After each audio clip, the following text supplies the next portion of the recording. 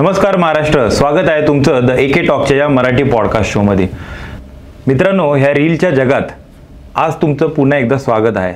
या रील्सच्या जगात मी का म्हणतोय, कारण अर्थातच आपण यूट्यूब शॉर्ट्स करतो किंवा रील्स करतो, पण आजचा पॉडकास्ट खूपच स्पेशल आहे. प्रत्येक जणाचं एक स्वप्न असतं की आपल्याला कार घ्यायची, आपल्याला घर घ्यायची आहे, आपल्याला एक लँड घ्यायची, असे खूप सारे आपले वेगवेगळे स्वप्न असतात. तसंच जसं मी तुम्हाला सांगितलं होतं, हा पॉडकास्ट एक रीलसाठी आहे, बरोबर. रीलसाठी पण नाही म्हणता येणार, कारण की तुम्ही जर पाहिलं असेल या पॉडकास्टचं टायटल काय आहे, रिअल पुढे आहे इस्टेट. आज आपल्याबरोबर आहेत फाल्कन रियालिटी कंपनीचे हेड प्रमोदजी यांचं काम पुण्यासारख्या शहरामध्ये फार मोठ्या प्रमाणात चालू आहे. त्याचबरोबर त्यांच्या कंपनीमध्ये अजून एक त्यांच्याबरोबर पार्टनर आहे, पण ते काही कामानिमित्त आज बिझी आहेत, त्यामुळं आज आपल्याबरोबर आले आहेत प्रमोदजी. एके टॉक्स.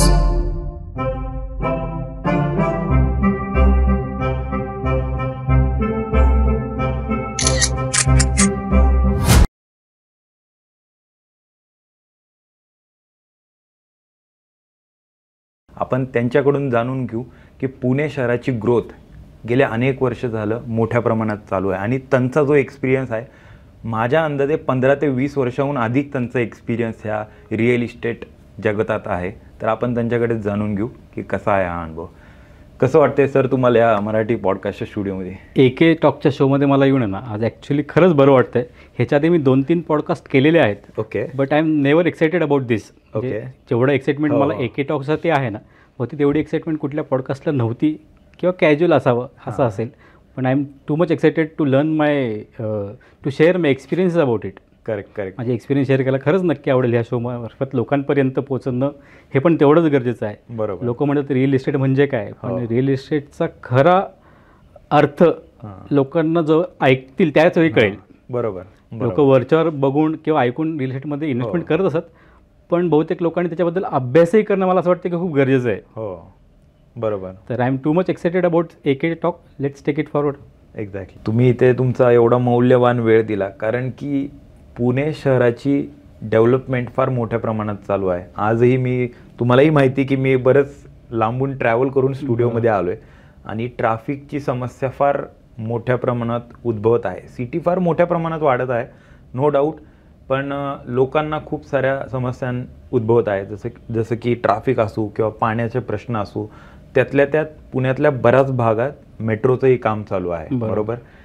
कसं पाहताय, म्हणजे मी शहराच्या मुद्द्यावरती येतोच, पण जसं तुम्ही सांगितलं तुमची कंपनी आहे फाल्कन रियालिटी, बरोबर. कशी याची सुरुवात झाली आणि कसं तुम्ही ह्या रिअल इस्टेटच्या जगतात आला? बेसिकली ह्याच्या मागचं कसं आहे, I was working in real estate profession from last 17 years. 2007 साली माझी जर्नी चालू केली रिअल इस्टेटमध्ये, where I was working with खूप साऱ्या डेव्हलपर्सबरोबर मी काम केलेलं आहे. I started as a sales executive. Okay. आणि मी रिटायरमेंट घेतली 2020 साली. That time I was vice president marketing and sales for one of the top real estate company in Pune. Okay. त्यामध्ये मी कमीत कमी 1000 कोटीची इन्व्हेंटरी हँडल करत होतो. हो. तिथून रिटायरमेंट घेतली एका उद्देशाने की स्वतः काहीतरी करायला पाहिजे. लोकांचे बघितले की अनुभव बघितले, लोकांचं खूप सारे अडचणी बघितल्या. त्यातून असं वाटलं की बहुतेक आपण ह्याला सक्षम आहोत यांना उत्तर देण्यासाठी, किंवा ह्याच्यासाठी आपण लोकांसाठी काहीतरी करता येईल, ह्याच्या मागचा हा उद्देश सगळ्यात बेसिक.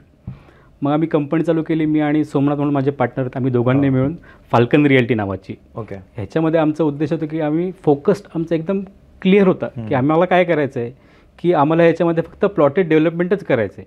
ओके. मग आम्ही रेसिडेन्शियलकडे वळालो नाही, आम्ही कमर्शियल रिअल इस्टेटकडे वळालो नाही. आम्ही फोकस क्लिअर ठेवलं की आपल्याला फक्त प्लॉटिंगमध्येच काम करायचं आहे. आणि प्लॉटिंगमध्ये का, तर याच्यामध्ये खूप फसवणूक होते. म्हणजे ह्याच्यामध्ये खूप फसवणूक होती आणि त्यातून लोकांना कसं बाहेर काढायचं, बरोबर. मग हे उत्तर तर बहुतेक वकीलच देऊ शकतो, पण इथून पुढे कशी फसू नये ह्याच्यासाठी आम्ही ही कंपनी चालू केली, बरोबर. तर ह्या कंपनीचा जर तुम्ही बघितलं मेन उद्देश जो आहे, ह्याच्यामध्ये आपण काय करतो, एखादं तुमच्यासारखे कोणतरी लँड ओनर असतील, त्यांना डेव्हलपमेंट करायचे, प्लॉटेड डेव्हलपमेंट. ओके. तर we consult them, we create. तुम्ही रिडेव्हलपमेंटचे पण प्लॉट्स घेता? नाही, रिडेव्हलपमेंटचे नाही. तुमचं कसं असतं, प्लॉटेड डेव्हलपमेंट ही कधी पण सिटीच्या आउटस्कर्ट्सलाच होते. जर तुम्ही आपण जर पुणे जुनं बघितलं असेल तर सिटीपर्यंतच लिमिटेड होतं, म्हणजे सिटी एरिया ज्याला आपण म्हणतो तिथपर्यंतच लिमिटेड होतं. त्या काळात प्लॉटेड डेव्हलपमेंट जे झाले सिटीच्या बाहेर, म्हणजे आज औंधमध्ये जरी तुम्ही जुन्या सोसायटीज बघितल्या असतील, म्हणजे अभिमानश्री सोसायटी असेल किंवा सिंध हाऊसिंग सोसायटी असेल किंवा कोंढव्या साईडला गेलं की फकरी हिल्स असेल, कोथरूड साईडला गेलं तर महात्मा सोसायटी असेल. हे मला वाटतं कमीत कमी 50-60 वर्षापूर्वी झालेल्या सोसायटीज आहेत. पण आज जर तुम्ही त्यांची व्हॅल्यूज बघितली, आज जर राहणारी लोकं बघितली, they are very much prosperous now. म्हणजे आज ते सिटीच्या मध्ये आलेले आहेत हे सगळे प्रोजेक्ट्स. पण त्यावेळी जर लोकांना म्हटलं की मी औंधला जाऊन प्लॉट घेतोय, तर लोक म्हणायचे अरे कुठे कुठे आहे तुम्ही हे. बरोबर. पण आजच्या तारखेला सिटीच्या मध्ये लोक तिथे मरतात प्लॉट घेण्यासाठी. म्हणजे that has become a prime real estate now. बरोबर बरोबर. तर आपल्याला ह्याच्यामधून काय करायचं आहे की आज कुठली पण प्लॉटेड डेव्हलपमेंट ते सिटीच्या बाहेरच होणार आहे. कारण की FSIचं जे गणित आहे, बाकीचं डेव्हलपरचं जे हिस्सेदारी असते किंवा जे काही आहे, हे तुम्हाला बिल्डिंगमधून लोकांना साध्य होतं. पण प्लॉटेड डेव्हलपमेंट खूप क्वचित लोक करतात याच्या तारखेला. बरोबर. मगासपासून बऱ्याच वेळा मेन्शन केलं तुमच्या कंपनीचं नाव फाल्कन रियालिटी. बरोबर बरोबर. फाल्कन रियालिटी हे नाव का ठेवलं आणि ह्याच्या मागं अर्थ काय आहे? आणि माझा पुढील प्रश्न आहे त्याला सिमिलर, की म्हणजे काय होतं ना की दोन डोकी ज्यावेळी आपण म्हणतो ना, एक मराठी भाषेत ज्यावेळी म्हणतो की दोन डोकी मिळून व्यवसाय करतात, त्यावेळेस त्यांचे विचार जुळणे फार महत्वाचे असते. तर माझा पहिला प्रश्न तोच आहे की फाल्कन रियालिटी का आणि त्याचा अर्थ काय? आणि तिसरा प्रश्न त्याला सिमिलर की तुमचा जो पार्टनर आहे त्यांना तुम्ही विचारात घेऊन कसं हा बिझनेस पुढे नेत आहे? आता कसं झालं, 2020 साली ज्यावेळी पॅन्डेमिक आला, त्यावेळी मी जॉब सोडला. लोक त्यावेळी नवीन आहे त्या जॉबला कसं स्ट्रिक्ट राहायचं हे बघत होते. पण त्यावेळी आम्ही विचार केला की दिस इज द राईट टाईम. असं आम्हाला वाटतं की दिस इज द राईट टाईम की आपण आता आपल्या जिथं काम करतो तिथून एक्झिट घ्यावं आणि स्वतःची कंपनी चालू करावी. बरोबर. त्याच्या मागचा उद्देश येत होता की सर्व्हिस देता आली पाहिजे. मेन म्हणजे काय की लोक जे प्लॉटिंग करतायत हे सगळ्यात मागे पडतात त्या सर्व्हिसमध्येच. आज ही प्लॉटिंग विकायची पेक्षा सर्व्हिस ओरिएंटेड इंडस्ट्री जास्त झालेली आहे.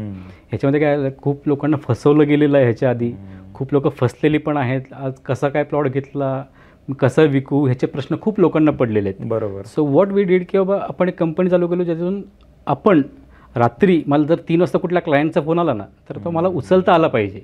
म्हणजे आज जे लोक अख्खी CRMची टीम ठेवतात किंवा तर लोकांना हँडल करण्यासाठी किंवा मला हे लोकांना एवढं फसवलंय जुनं मागे, तर ह्यांना कसं बाहेर काढायचं यासाठी CRMची टीम ठेवली आहे. बरोबर. पण ह्याच्या उद्देश आम्ही काय म्हणलं की आपण रात्री 3 वाजता जर मला कोणाला क्लायंटचा फोन आला तर तुम्हाला उचलता आला पाहिजे. बरोबर बरोबर. का उचलता आला पाहिजे? कारण मी जो प्रोडक्ट विकणार आहे that should be 24 carat gold.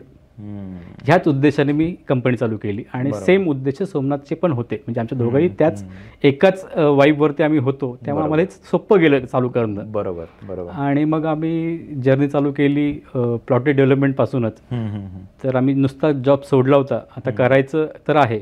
त्यावेळी नुसताच एक डेव्हलपर माझं बोलणं चालू होतं की बाबा एक प्रोजेक्ट आहे जे 4 वर्ष अडकलेले होते, जे त्यांना सेल जमत नव्हतं त्या प्रोजेक्टचा, जे 4 वर्ष सेल करत होते. त्या टोटल इन्व्हेंटरीमधले त्यांनी 30% प्रोडक्ट विकलेला होता. ओके. आणि 70% बाकी होता. 2020ला आम्ही तो हातात घेतला ऑक्टोबरला, म्हणजे कोविडच्या फर्स्ट वेव्ह नंतर तो हातात घेतला ऑक्टोबरमध्ये. आणि आमचं त्यांच्याबरोबर ॲग्रीमेंट झालं 9 महिन्याचं की 9 महिन्यामध्ये मी तुम्हाला तुमची राहिलेली 70% इन्व्हेंटरी विकून देतो. तर त्या काळात नेमकं झालं काय की आम्ही चालू केला प्रोजेक्ट. फ्रॅक्शन ऑफ मंथ्स आम्ही तो प्रोजेक्ट 5 महिन्यामध्ये कंप्लीट करून बाहेर पडलो. ओके. म्हणजे दॅट वॉज आम्हाला पण तो बूस्ट मिळाला, आम्हाला पण कॉन्फिडन्स आला की हां आपण हे ॲक्च्युली राईट ट्रॅकवरती आहे आणि करतो पण आहे. So let's take it ahead. मग त्याच्यानंतर मग एक प्रोजेक्ट करत गेलो. आज आम्ही फाल्कन रियालिटीमध्ये आम्ही कमीत कमी 7 प्रोजेक्ट केलेले आहेत. अरे वा. बरोबर. आणि अजून ऑनगोईंगमध्ये पाईपलाईनमध्ये 3 प्रोजेक्ट्स आहेत. बरोबर बरोबर. आणि आमची सुदैवाने चांगली टीम पण आहे who are helping us. Rather dedicated team आहे. आणि आमचा फोकस आहे त्यामुळे क्लिअर आहे की बाबा मी रेसिडेन्शियल मला जरी आले अपॉर्च्युनिटीज तर मी त्याकडे बघत नाही, सरळ नाही म्हणून सांगतो. कारण माझा फोकस प्युअरली NA प्लॉट्स आणि फार्म हाऊस प्लॉट्स हेच करणं आहे. बरोबर बरोबर. ज्याच्यातून मला पण झोप लागेल आणि कस्टमरलाही झोप लागेल. प्रमोदजी मला सांगा, फाल्कन रियालिटी ही कंपनी आहे, ही फक्त पुण्यासाठीच मर्यादित राहणार आहे भविष्यात? आत्ता तरी आमचा प्लॅन पुढच्या 2 वर्षासाठी तरी पुण्याच्या पेरिफेरियलमध्येच आहे. पुणे आणि PMRD रिजन ज्याला आपण म्हणतो ह्या रिजनमध्येच आम्ही स्ट्रिक्ट आहोत.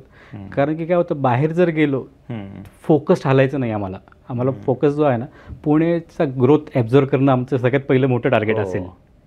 आणि मग अशी तुम्ही विचारलं की फाल्कन नाव का, फाल्कन हा असा पक्षी आहे ना जो आकाशात सगळ्यात उंच उडतो. Okay. That was the reason we kept our company name as a Falcon realty.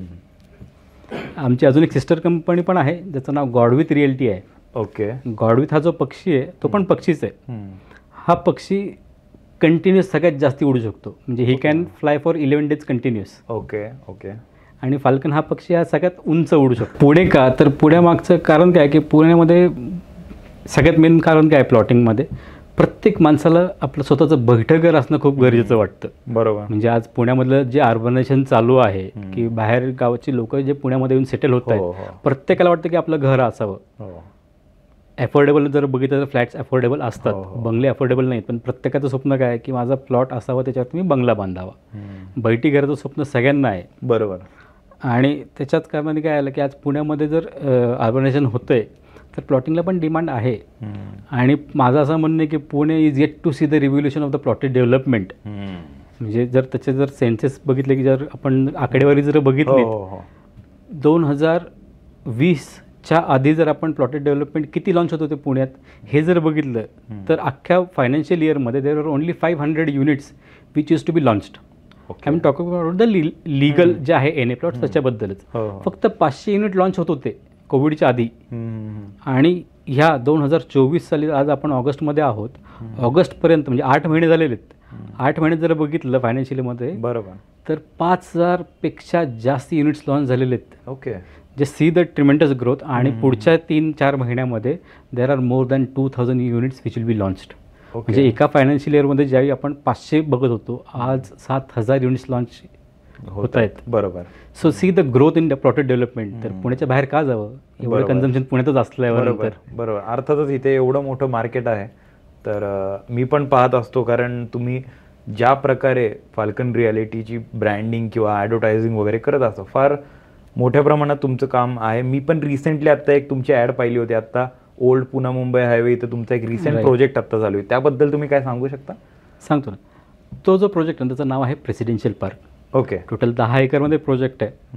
आज काय झालेलं आहे की आपण पुण्याच्या कोथरूडपासून जर निघालो चांदणी चौकातून ओल्ड बॉम्बे पुणे हायवेनी, तर अख्ख्या दोन्ही साईडला रस्त्याच्या ग्रोथ झालेली आहे. तुम्ही मामुर्डी म्हणू नका, रावेत, पुनावळे, वाकडे सगळं फुल झालेलं आहे. आणि पुण्याची ग्रोथ कुठे होणार आहे तर ओल्ड बॉम्बे पुणे हायवेलाच आहे. बरोबर. तर तुम्ही त्या रोडने जर गेलात ना तर देहू कंटोनमेंट लागतं पहिलं. तिकडनं आपण लेफ्ट मारलं की तळेगावला जातो. तळेगाव पण सॅच्युरेशन झालेलं आहे इन टर्म्स ऑफ लँड. तिथून पुढे जर गेलं तर पहिलं लागतं तुम्हाला वडगाव मावळ. तिथे आता डेव्हलपमेंट खूप स्कोप आहे असं आमचं म्हणणं आहे. त्यामुळे आम्ही तिथे प्रोजेक्ट केलेला आहे. आता एन ए प्लॉट्सचाच प्रोजेक्ट आहे. पुणे कुठे वाढणार आहे तर त्याच रोडला वाढणार आहे. लोकांना वाटतं की एक्सप्रेस हायवेला वाढेल, पण एक्सप्रेस हायवेला का वाढणार नाही ह्याच्या मागचं जर तुम्ही ॲनालिसिस मला विचाराल ना, एक्सप्रेस हायवेला एक्झिट्स नाही आहेत. एक्सप्रेस हायवेला डेफिनेटली होऊ शकतं, पण त्या रोडला जर तुम्हाला आतमधले इंटरनल रोड्स ज्याला डीपी रोड आपण म्हणतो, जोपर्यंत ते होणार नाहीत ना त्या रोडची डेव्हलपमेंट होणार नाही त्या एरियाजची. लाईकवाईज ओल्ड बॉम्बे पुणे हायवेला एंड टू एंड तुम्हाला कुठेही एक्झिट आहे, त्यामुळे डेव्हलपमेंट त्याच रोडला होणार आहे. बरोबर. म्हणजे तो सगळ्यात मोठा प्रश्न आहे. तर तो प्रोजेक्ट जो आहे साधारण 10 एकरचा प्रोजेक्ट आहे. त्याच्यामध्ये 84 प्लॉट्स आपण काढलेले आहेत. रेसिडेन्शियल आणि सँक्शन आहे, क्लिअर टायटल आहे, रेरा रजिस्टर्ड प्रोजेक्ट आहे. So anyone can buy that. म्हणजे डोळे झाकून घ्यायला पाहिजे. जसं तुम्ही मला म्हटलं मी करताना 24 कॅरेटच काम करतो तसाच तो प्रोडक्ट आहे. आज त्या एरियात का तर पुण्याच्या एक्झिट जिथं आहेत ना तिथे चांगला स्कोप आहे डेव्हलपमेंटसाठी असं माझं म्हणणं आहे. आणि बॉम्बे पुणे हायवे हा ऑलवेज ग्रोईंग रोड झालेला आहे. आणि आपल्या प्रोजेक्टच्या बरोबर समोर पिंपरी चिंचवड युनिव्हर्सिटी आहे. आणि मेन म्हणजे काय की आपला प्रोजेक्ट जो आहे ना is right bang on Bombay Pune highway. जर बाकीचे तुम्ही तिकडे प्रोजेक्ट बघितले किंवा जे पण प्रोजेक्ट्स लॉन्च होतात सगळ्याच ठिकाणी, हे हायवेपासून कमीत कमी 200 मीटर आतमध्ये तरी असतील किंवा 1 किलोमीटर आतमध्ये असेल किंवा 2 किलोमीटर आतमध्ये असेल. लोकांचे 10-10 किलोमीटर आतमध्ये आहे. बरोबर. Our project is bang on Bombay Pune highway. That is major advantage what we have. बरोबर. म्हणजे आता आपण ह्या रोडने जरी गेलो असेल, चांदणी चौकातून जर आपण गेलो तर सगळं फुल झालेलं आहे. तुम्हाला डेव्हलपमेंटसाठी स्कोपच नाही. आणि एवढी मोठी लँड बँक जर असेल 10 एकरची तर people prefer to build an apartment there. बरोबर. कारण त्याचा टर्नओव्हर जास्ती होतो. आपण लो डेन्सिटीचा प्रोजेक्ट ठेवायचा ह्या कारणाने आपण जर प्लॉटिंग डेव्हलपमेंट. बरोबर. मुंबईचे कस्टमर असो किंवा लोणावळा या भागात जर कोणाला इन्व्हेस्टमेंट करायची असेल किंवा पुण्याची तर अर्थातच डेव्हलपमेंट फार मोठ्या प्रमाणात चालू आहे. येत्या 4 ते 5 वर्षात कदाचित त्या भागात मोठी डेव्हलपमेंट होऊ शकते. बरोबर. प्रमोदजी, मी बऱ्याच वेळा ऐकत असतो, पाहत असतो की NA प्लॉट अवेलेबल आहे, NA प्लॉट अशा ठिकाणी विकायला आहे. NA प्लॉटचा अर्थ काय? NA प्लॉटचा अर्थ बेसिकली तुम्हाला सांगितलं तर नॉन ॲग्रिकल्चर प्लॉट असं त्याचं टर्म आहे बेसिकली. ओके आता नॉन ॲग्रिकल्चर प्लॉट हे आपण सँक्शन करून घ्यायला लागतात गव्हर्नमेंटकडनं, सगळ्यात पहिली गोष्ट. ओके ओके आता नॉन ॲग्रिकल्चर जर आपण प्लॉट करणार असेल तर त्याच्या मागचं उद्देश आपल्याला डिफाईन करणं खूप गरजेचं असतं. ओके. आज लोक तुम्ही म्हणतात की ॲडव्हर्टाईज बघितलं NA प्लॉटची, पण NA प्लॉट नेमकं म्हणजे काय, पण त्याचा पर्पज काय, हा कधीच तुम्हाला तो डिफाईन जोपर्यंत तुम्ही साईटवर जाणार नाही कळणार नाही, किंवा डॉक्युमेंट्स बघितल्याशिवाय तुम्हाला तो कळणार नाही. ह्याच्यामध्ये जर बघितलं तर झोनिंग जो प्रकार आहे ह्याच्यामध्ये काय असतं, एकतर तुमचं रेसिडेन्शियलसाठी R-झोन प्लॉट्स असतात, दुसरा इंडस्ट्रियल पण असतात. इंडस्ट्रियल NA ज्याला म्हणतो, गोडाऊन NA असतो, IT NA असतो, रिसॉर्ट NA असतो, असं अनेक प्रकारचे NA प्लॉट्स असतात. पण ह्याच्यामध्ये तुमच्यासाठी बेस्ट सुटेड कुठला आहे, म्हणजे तुम्ही जर एंड युजर असाल किंवा इन्व्हेस्टमेंटसाठी जर बघत असाल तर माझ्या हिशोबाने रेसिडेन्शियल NA प्लॉट्स हेच खूप उपयुक्त आहेत. कारण तुम्ही जर इंडस्ट्रियल प्लॉट घेतला तर तुम्ही तिथं फॅक्टरी बांधणार आहात का, तर नाही. तुम्ही IT NA प्लॉट जर घेतला तुम्ही IT पार्क बांधणार आहात का, तर नाही. तर तुमच्या इन्व्हेस्टमेंटसाठी रेसिडेन्शियल प्लॉट हाच सगळ्यात उत्तम पर्याय आहे. बरोबर. म्हणजे एकंदरीत सगळ्यांसाठीच बेसिक मॅक्सिमम लोकांसाठी जो लागतो तो रेसिडेन्शियल NAच असतो. बरोबर. पण ज्यावेळी पण तुम्ही जाताल त्यावेळी वी नीड टू चेक की बाबा डॉक्युमेंटवरती NA ऑर्डरवरती लिहिलेलं काय. लोक म्हणतात NA आहे, पण कुठला प्रकार आहे हा कसा कळणार तुम्हाला. जोपर्यंत आपण NA ऑर्डर वाचत नाही ना तोपर्यंत आपल्याला हा प्रकारच कळणार नाही नेमका काय आहे. त्यामुळे कधी पण प्रॉडक्ट घेतो यू शुड फर्स्ट सी की बाबा काय आहे, कुठला NA आहे हा, त्याच्यावर तुमची गरज आहे का त्या NA प्लॉटची, then you can define it. बरोबर. आणि मग तुम्ही त्याच्यावरती पुढं त्याच्यावरती तुम्ही हे करू शकता की घ्यायचं आहे नाही घ्यायचं, तुमचं you can take decision accordingly. फार प्रोडक्टिव्ह माहिती तुम्ही सांगत आहे. कारण मी पण मला पर्सनली आवडतात काही गोष्टी, की जागा विकत घेणे आणि म्हणजे ते असतं ना की एक फ्लॅटमध्ये इन्व्हेस्टमेंट करणं किंवा लँडमध्ये इन्व्हेस्टमेंट करणं, अशा गोष्टींमध्ये मी पण ज्यावेळेस विचार करतो त्यावेळेस मी विचार करतो अरे पहिलं आपण एक लँड खरेदी करू, भले किंवा ती कुठे पण असो, पण कुठे पण असली की त्यामध्ये प्रश्न येतो. त्यामध्ये प्रश्न हा येतो की बाबा ती R-झोनमध्ये आहे का NA प्लॉटमध्ये आहे. तर अर्थातच तुम्ही आता NA प्लॉट रिलेटेड काही माहिती सांगितली, पण ह्या दोघांमध्ये फरक काय आहे? आता R-झोन जे आहे ना हा रेसिडेन्शियल झोन मानला जातो. खूप लोक त्याला येल्लो झोन पण संबोधतात, पण ह्याच्यामध्ये फरक काय R-झोन आणि NA मध्ये. R-झोन हा प्लॉट जो आहे ना तुम्ही एकटे घेऊ शकणार नाहीत. म्हणजे मिनिमम क्रायटेरिया तुम्हाला बाईंगचा आहे तो 11,000 स्क्वेअर फीटचा आहे. ओके. जे ज्याला आपण 10 गुंठे गव्हर्नमेंटच्या ह्याच्यामध्ये आहे की कमीत कमी तुम्हाला 10 गुंठे घेणं भाग आहे. पण आज जर प्राइसिंग बघितली आपण पुण्याच्या सभोवतालच्या तर 10 गुंठेची कॉस्टिंग खूप हेवी होऊन जाते. बरोबर. जर तुम्ही जे पुण्याच्या आजूबाजूला फिराल की जे एक्झिट्स आहेत पुण्याचे तिकडे जर तुम्ही गेलात की खूप ठिकाणी R-झोन प्लॉटचे तुम्हाला बोर्ड दिसतील, बिल बोर्ड दिसतील की बाबा R-झोन प्लॉट्स अवेलेबल, 1 ते 11 गुंठ्यांचे प्लॉट्स विक्रीसाठी उपलब्ध. बरोबर. तिथंच लोक फसतात. मेन म्हणजे काय आहे की 11 गुंठ्याच्या खाली तुमचं ॲग्रीमेंटच होत नाही. म्हणजे गव्हर्नमेंटच्या लॉनुसार तुकडाबंदी कायदा आहे. बरोबर. त्याच्यामध्ये तुमचं तुमचं हे आहे की बाबा मला 10 लाखात मिळतोय 1 गुंठ्याचा प्लॉट, पण तुम्ही तुमच्या नावावर होणार आहे का तो, हे बघणं खूप गरजेचं आहे. R-झोनमध्ये काय होतं की लोक प्लॉट घेतात का तर स्वस्त असतं म्हणून, स्वस्त वाटतं मी घेऊन ठेवतो आत्ता आणि फ्युचरमध्ये विकता येईल या हिशोबाने तुम्ही प्लॉट घेता. पण डेव्हलपर काय करतो, तुमच्यासारखे 11 जण गोळा करतो. तुम्ही 1 गुंठा घेतला आहे, तुम्ही तुमच्या मित्रांनी एक घेतले, असे 11 प्लॉट्स तो विकतो आणि मग तुमचं एकत्र ॲग्रीमेंट करतो 11 जणांचं. बरोबर. ते एका गटामध्ये 11 जण झाले, 11,000 स्क्वेअर फीट त्यांनी विकलं, असं त्याचा मोठा प्रोजेक्ट असेल समजा. बरोबर. तुमचा प्लॉट नंबर 4 आहे, दुसऱ्याचा प्लॉट नंबर 17 आहे, एकाचा 33 आहे, एकाचा 34 आहे, बरोबर, एकाचा 51 आहे. अशा 11 जणांना तो एकत्र करतो आणि एक डॉक्युमेंट करतो. बरोबर. आणि ते डॉक्युमेंट केल्यानंतर ज्यावेळी आपण ते डॉक्युमेंट करतो त्यावेळी 11 जणांचं डॉक्युमेंट होतं. आणि ते 11 जणांचं डॉक्युमेंट झाल्यानंतर तुम्हाला वाटतं की हा माझ्या नावावर तर झालेलं आहे आणि आय एम हॅप्पी. पण ह्याचा प्रॉब्लेम कधी येतो, तुम्हाला ज्यावेळी कन्स्ट्रक्शन करत असतं का त्यावेळी तुम्हाला खरा अनुभव येतो की बाबा माझं ज्यावेळी आपण गव्हर्नमेंटकडे प्लॅन सबमिशनला जातो की माझा हा प्लॉट आहे, प्लॉट नंबर 4 तुम्ही जसा घेतला, 4 नंबर माझा प्लॉट आहे, मी प्लॅन सँक्शनिंगला देत आहे. पण गव्हर्नमेंट विचारतं तुमचा प्लॉटची चतुर्सीमा कुठे आहेत. 11 जणांमध्ये त्यांनी लिहून दिलं असं अख्ख्या गटमध्ये 11 गुंठे यांचे आहेत, पण तुमच्या प्लॉटच्या बाउंड्री कुठे आहेत हे कळतच नाहीत लोकांना. त्यामुळे गव्हर्नमेंट काय म्हणतं, क पत्रक घेऊन या. हक्कपत्र तुमचं होणारच नाही, कारण तुमच्या प्लॉटला बाउंड्रीज नाही. त्यांनी 11 गुंठ्यांमध्ये तुम्हाला कुठलं तरी आहे बरोबर असं लिहून दिलेलं आहे, तुमचा डिफाईन कुठला आहे हा कळतच नाही ना. तो सगळ्यात मेजर प्रॉब्लेम आहे.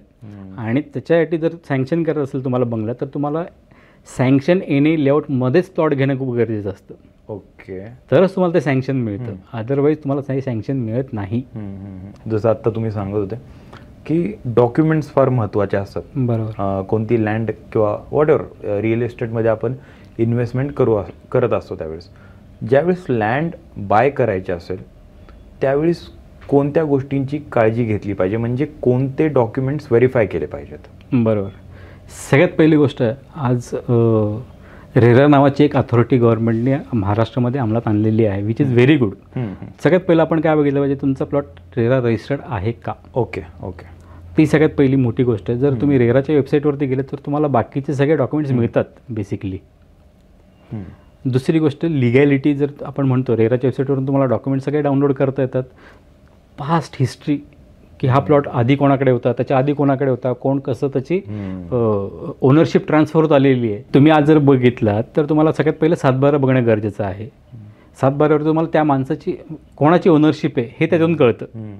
आणि त्याच्यानंतर तुम्हाला title search report, actually it is always recommended to go with advocate, get all the due diligence done.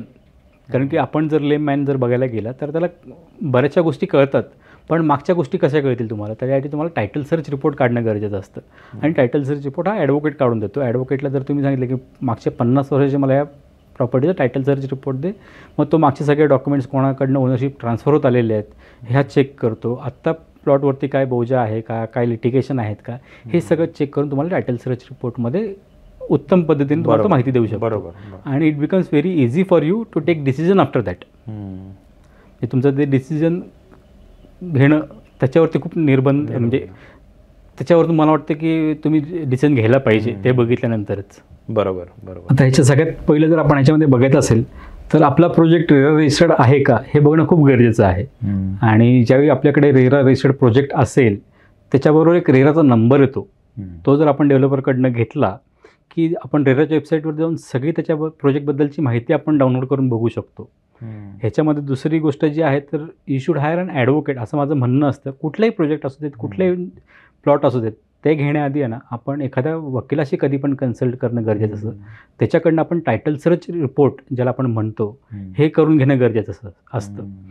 त्याच्यामध्ये काय होतं, तो जे ॲडव्होकेट आहे ते will take all the 30 years background of the property, आणि ते आपण त्यांच्याकडनं घेतलं तर पास्टमध्ये ओनरशिप कशी ट्रान्सफर होत आलेली आहे हे ते चेक करतात, डॉक्युमेंटेशन कसं झालेलं आहे हे चेक करतात, कोणाचं बँक लोन आहे का, काही पेंडिंग आहेत का त्याच्यावरती, लिटिगेशन्स आहेत का, हे सगळं ॲडव्होकेट चेक करतो. आणि he can give you a good guidance किंवा whether to go for this property or not. बरोबर. त्याच्या व्यतिरिक्त जर तुम्ही मला एक विचारताल तर तिसरी गोष्ट आहे एन ऑर्डर आपण चेक केली पाहिजे. किंवा जसं तुम्हाला मगाशी सांगितलं की एनएचे प्रकार आहेत, तर आपण ज्या पर्पजसाठी प्लॉट घेतोय हा त्याच्यासाठी आहे का, रेसिडेन्शियल एनए आहे का हे बघणं खूप गरजेचं आहे. चौथी गोष्ट जी आहे ना ती 7/12 बघणं. 7/12 जो लेटेस्टवाला 7/12 आहे हे बघणं खूप गरजेचं आहे. तो पण आपल्याला आजकाल ऑनलाईन मिळतो. त्याच्यातून काय कळतं की ओनरशिप कोणाकडे आहे आजच्या तारखेला हे आपल्याला कळतं त्या डॉक्युमेंटवरून, तर ते पण बघणं खूप गरजेचं आहे. हे बघितल्यानंतर and consulting with the all the documents with the advocate आपण तुमचं डिसिजन तुम्ही चांगल्या पद्धतीने घेऊ शकता. बरोबर बरोबर. Rather you can take it right direction, की आपण जे बघतोय हे बरोबर आहे की नाही हे आपल्याला त्याकडनं कळेल. बरोबर. And then you can take your decision. अर्थातच एके टॉकचे प्रेक्षक ह्या गोष्टीची नक्कीच काळजी घेतील आणि पुणेकर पण या गोष्टीची नक्की काळजी घेतील. मी एक पुढील मुद्द्यावरती येतो.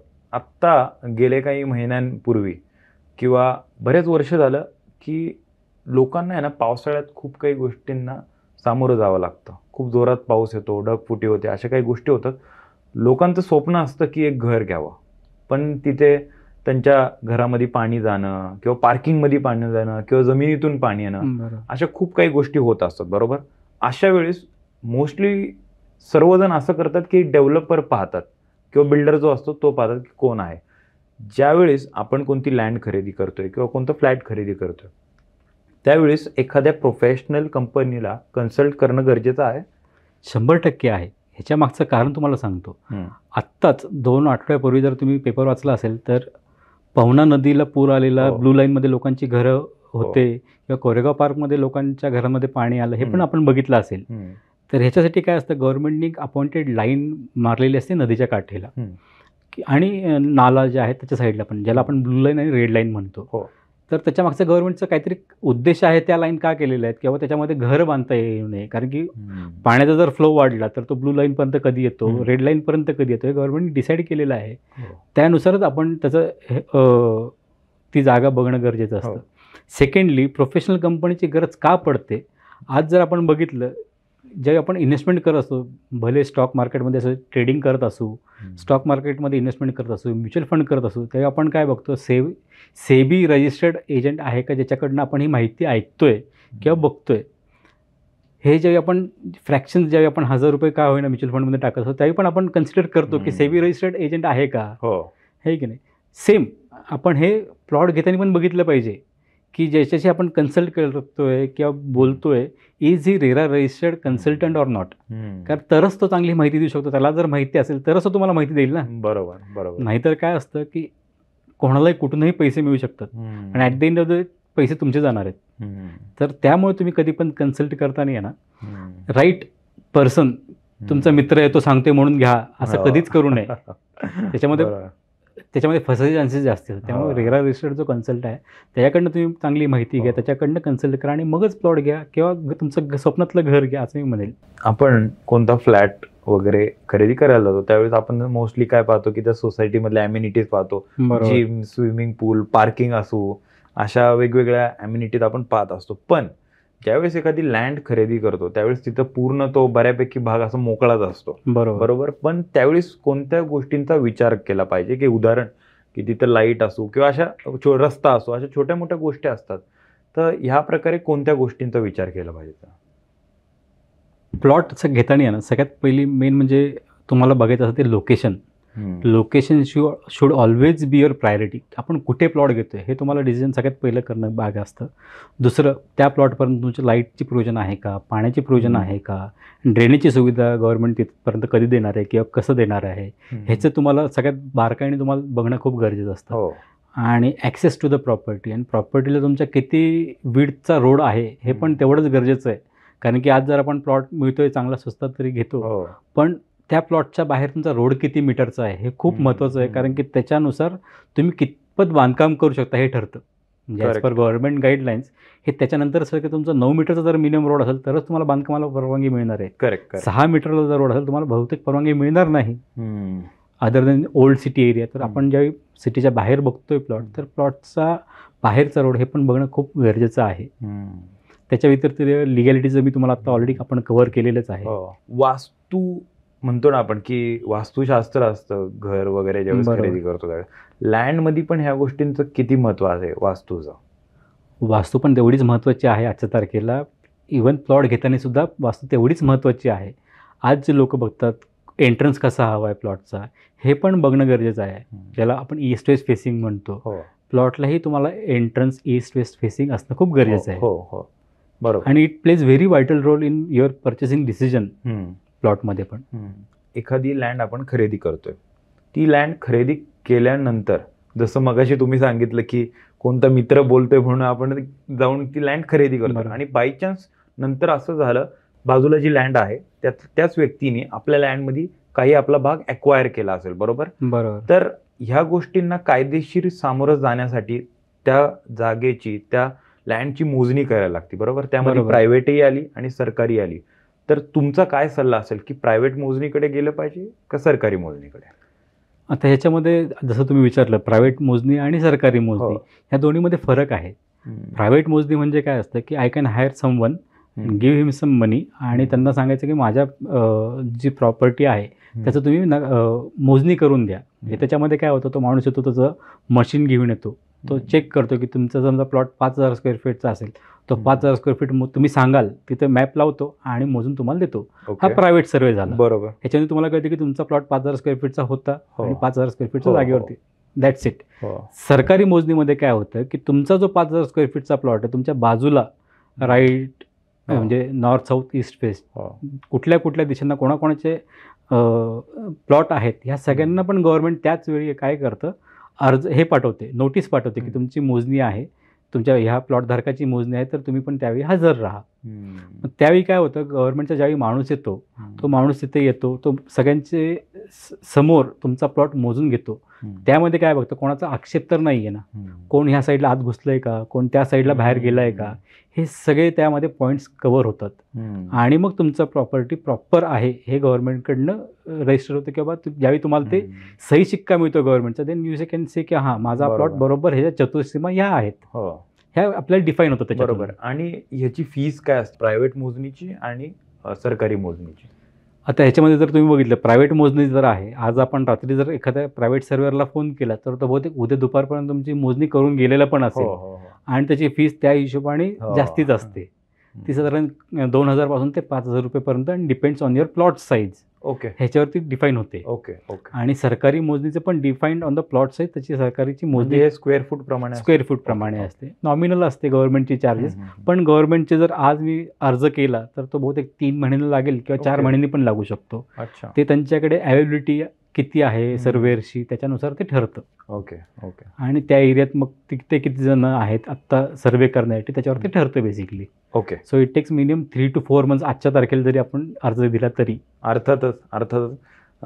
मी पुण्याच्या जवळच्या भागात बऱ्याच वेळा पाहत असतो की 50,000 रुपये गुंठे, 40,000 गुंठे अशा काही जागा असतात. पुण्यापासून जवळपास 30-40 किलोमीटर आपण म्हणू शकतो. बरोबर. पण हे प्लॉट ज्यावेळेस मला ऐकायला येतात ना, त्यावेळेस मी विचारत होतो, अरे खरंच एवढे स्वस्त असतात का? तर त्यामागे काही कारण सांगू शकतं? कारण की काय होतं ना, लोक विचार करतात, अरे चला आपण तिथे फार्म हाऊस बांधू, बरोबर. तर फार्म हाऊसचे जे प्लॉट्स असतात, बरोबर, त्यामध्ये जसं मी आधी काही प्रश्न विचारले, काही गोष्टींचं प्रिकॉशन घेतलं पाहिजे, जसं की लीगल ॲक्टिव्हिटीज असो किंवा ॲम्युनिटीज म्हणून, ह्या 2 गोष्टींमध्ये फार्म हाऊस प्लॉटमध्ये काय पाहिलं पाहिजे? फार्म हाऊस प्लॉट्समध्ये ना, सगळ्यात पहिलं तुमचं location is always a hero, कारण तुम्ही त्याच्यासाठीच फार्म हाऊस घेत असता. View that is your hero basically. Correct. Secondly the access to the property. रोज जर तुमच्या फार्म हाऊसला जाण्यासाठी कोणाच्या तरी गावातून घरातून जर जायला लागत असेल, so it doesn't make any sense, पहिली गोष्ट. दुसरी गोष्ट, तुमचा legality is always should be on your priority. म्हणजे तुम्ही कुठेही प्लॉट घ्या, कसाही घ्या, एनी प्लॉट असू देत, फार्म हाऊस प्लॉट घ्या, legality should always be checked. That is my honest opinion to everyone. तुम्ही ते करूनच घ्या, मगच तुम्ही विश्वास ठेवा. बरोबर. आणि तिसरा पॉईंट आणि मेन म्हणजे काय, फार्म हाऊस ज्यावेळी आपण म्हणतो, फार्म हाऊस हे असं प्रोडक्ट आहे ना, जे लोकांना फ्लॉन्ट करत असतं की अरे मेरा फार्म हाऊस आहे वहाँ पे, चलो, म्हणजे मित्रांना गोळा करेल, फॅमिलीजला गोळा करेल, तिकडे जाऊन सॅटर्डे संडे स्पेंड करेल. म्हणजे दॅट इज फ्लॉन्ट करण्यासाठीच तर प्रोडक्ट बनलेलं बेसिकली मॅक्सिमम टाईम. ती एक गोष्ट झाली. दुसरी गोष्ट जी आहे ना, ॲक्सेस टू युअर प्रॉपर्टी किंवा तुमचा ट्रॅव्हल डिस्टन्स जो आहे ना, शुड ऑलवेज 1 ते 1.5 तासाचाच असला पाहिजे, असं माझं म्हणणं आहे. कारण की लोकांनी फार्म हाऊस घेतात, लोक कुठे कोकणात घेतात, पण तुम्ही त्याचा वापरच होत नसेल, त्याचा उपयोग काय? तर आपण एक्झिस्टिंग जिथं राहतोय, तुमचं प्रायमरी जे घर आहे, तिथून it should be 1 to 1.5 hours maximum distance असणं गरजेचं आहे, तर त्याचा उपभोग तुम्हाला घेता येईल. बरोबर. नाहीतर तुम्ही सकाळी निघाले, संध्याकाळी फार्म हाऊसवरती पोहोचणार असेल तर त्या फार्म हाऊसची मजाच नाही. Every weekend you should be able to go there and enjoy. बरोबर. हे फार्म हाऊसच्या मागचा उद्देश असतो. बरोबर. आणि बाकीचे पण उद्देश लोकांचा आहे, सेकंडरी इन्कम त्यातून चालू होतं, त्यातून मग काही रेंटवरती देतात. आज खूप सारे वेबसाईट्स आहेत, ॲग्रिगेटर्स आहेत, जे तुमचा चांगला बंगला बांधला असेल, हू गिव्स विकेंडसाठी किंवा बाकीच्या दिवसांसाठी तुम्ही रेंटवरती पण देऊ शकता. That create secondary income also. बरोबर. त्या हिशोबाने तुमचं लोकेशन पण महत्त्वाचं आहे. त्यामुळे बरोबर स्वतः एन्जॉय करताय तर त्या हिशोबाने लोकांना पण एन्जॉयमेंटसाठी तसंच लोकेशन हवं, तरच तुम्हाला पैसे देणार आहेत. बरोबर. आणि खूप लोकांची आजच्या तारखेला जर बघितले, कोविड नंतर आहेत ना, हे खूप लोकांना ओढ वाढलेली आहे फार्म हाऊसची. And that is the reason Pune is also doing very good in terms of farm house. आजच्या तारखेला खूप सारे चांगले प्रोजेक्ट्स आहेत पुण्याच्या भोवती, जिथं फार्म हाऊस आपण चांगले बांधू शकतो. बरोबर. मी त्याच प्रश्नांवरती येणार होतो, कारण आत्ताच तुम्ही पुणेकरांना आणि आपल्या प्रेक्षकांना NA plot, R zone plot आणि प्लॉटच्या ॲम्युनिटीज असो किंवा सेफ्टी असो किंवा तुम्ही तुमच्या जर्नीबद्दल खूप सारी अशी माहिती दिली. मी पुणे शहराकडे आता पुन्हा एकदा येतो.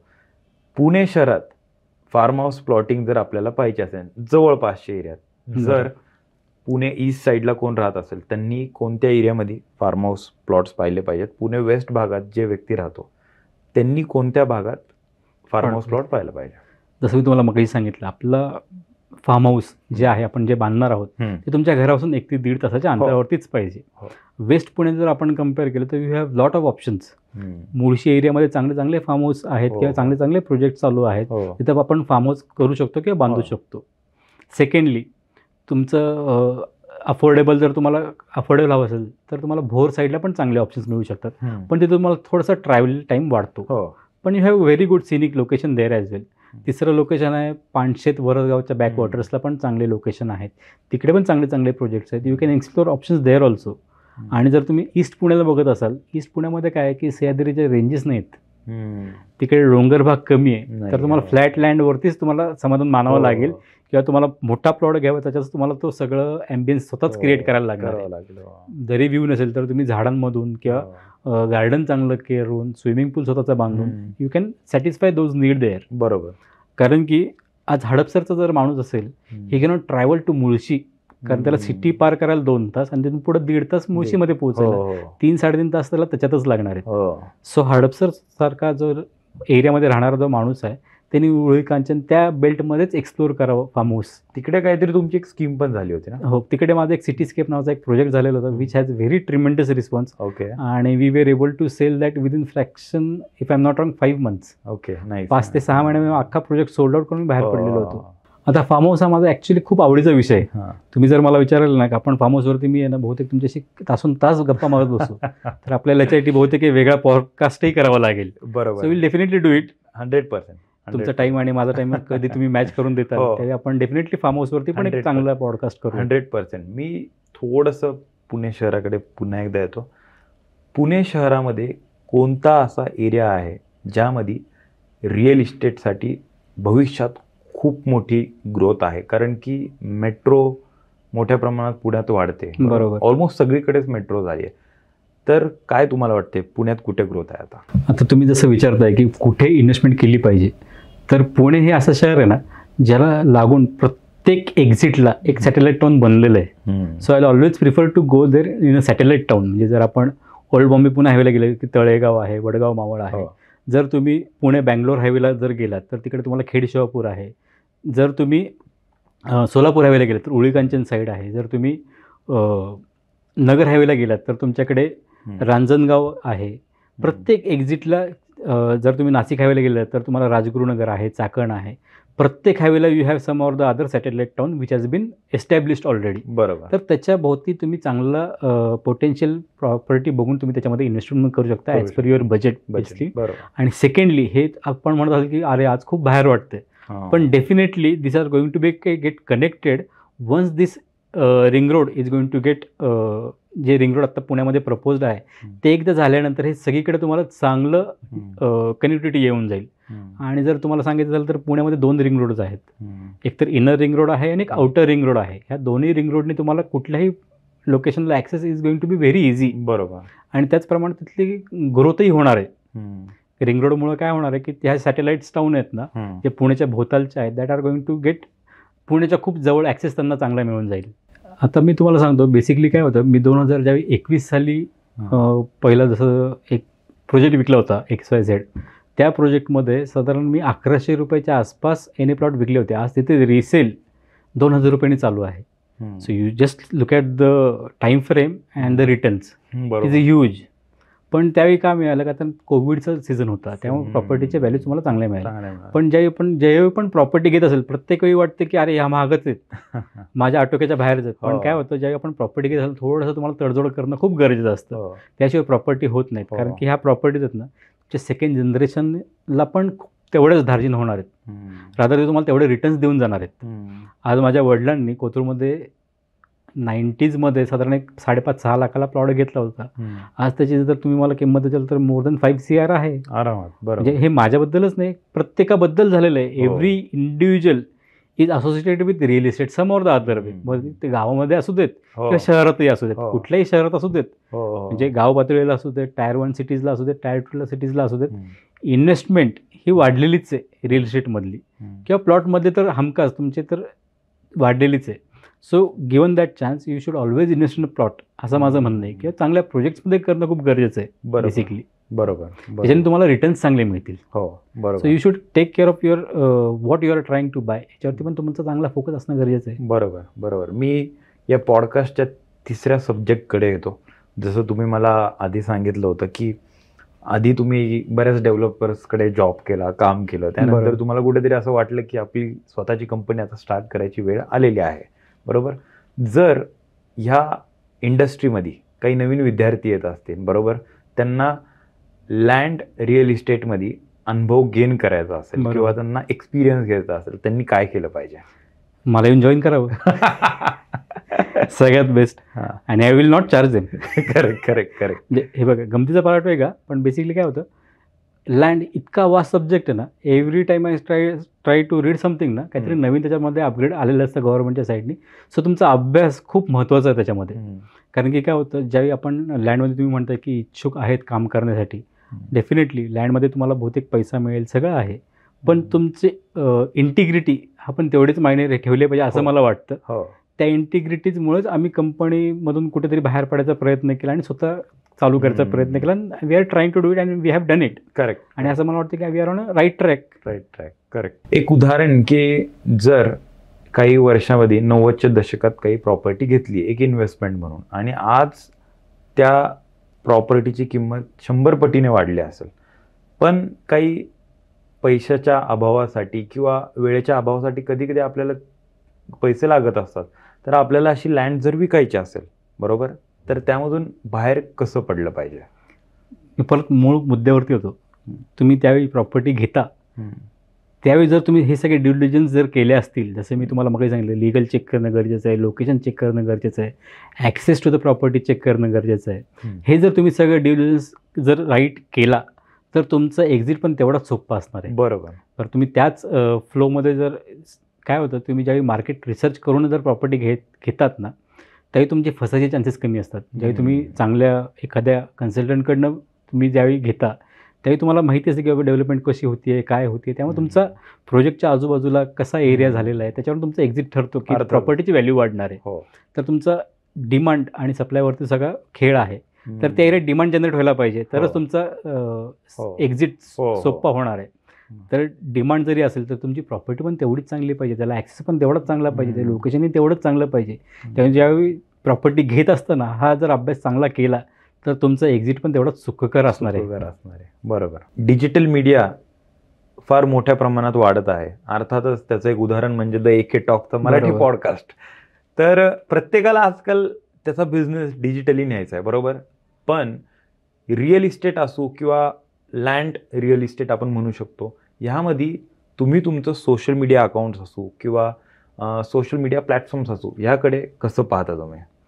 बेसिकली कसं असतं, ही इतकी वास्ट इंडस्ट्री आहे ना की ज्याच्यामध्ये मला असं वाटतं की every quarter we change the dynamics of the total digital marketing. हो. म्हणजे आज जे मी बहुतेक लीड जनरेशनसाठी केलेलं आहे, बहुतेक पुढच्या आठवड्यात असेल की नाही हे पण पण गॅरंटी नाही आहे. Exactly. Rather if you start की जुने जे आपण ज्यावेळी प्रोजेक्ट्स करत होतो, तर तुम्हाला एक्झाम्पल दिलं, एक पेपर ॲड जर दिली ना सर, की साधारण अख्खा प्रोजेक्ट सोल्ड आउट व्हायचा.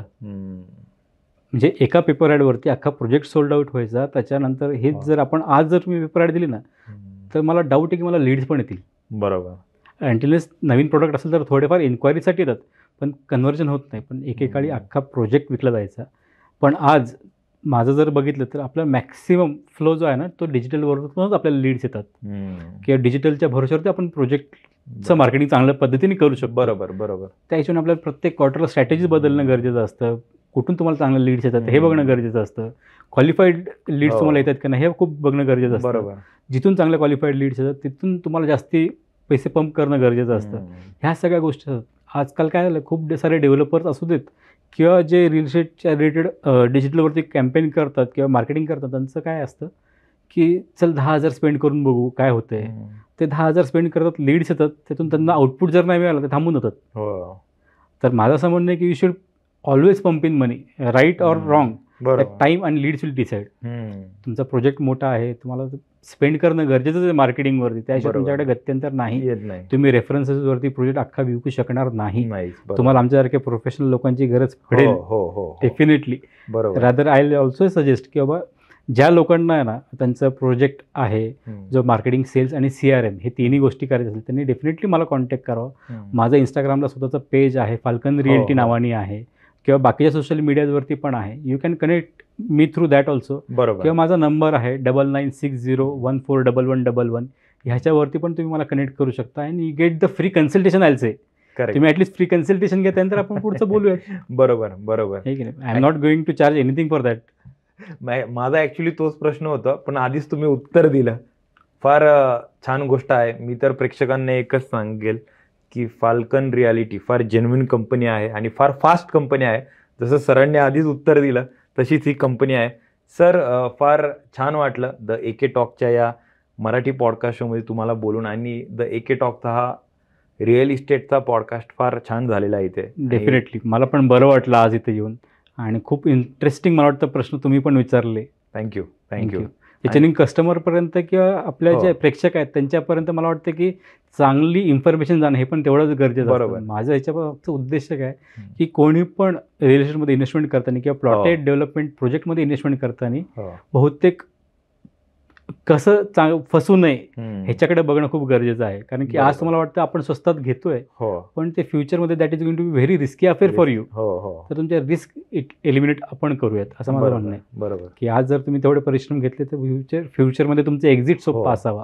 बरोबर. हे त्याच्या मागचा उद्देश. सर, धन्यवाद इथं आल्याबद्दल आणि तुमच्या पुढील वाटचालीसाठी खूप साऱ्या शुभेच्छा. Thank you very much. थँक्यू. नमस्कार महाराष्ट्र, स्वागत आहे तुमचं द AK टॉकच्या या मराठी पॉडकास्ट शो मध्ये. जर तुम्हाला तुमचा व्यवसाय डिजिटली न्यायचा असेल तर द AK टॉक तुमच्यासाठी एक सुवर्ण संधी घेऊन आलेला आहे. तुमच्या व्यवसायाची सुरुवात कशी झाली, तुमचे कष्ट कसे होते, तुमचा व्यवसाय महाराष्ट्रातल्या प्रत्येक ग्राहकापर्यंत न्यायची जबाबदारी आमची असेल. द AK टॉकच्या या सुंदर अशा स्टुडिओमध्ये तुमचा पॉडकास्ट रेकॉर्ड केला जाईल. तर बुक करा तुमचं सीट आजच. घेऊया आकाशात उंच भरारी आकाश बरोबर.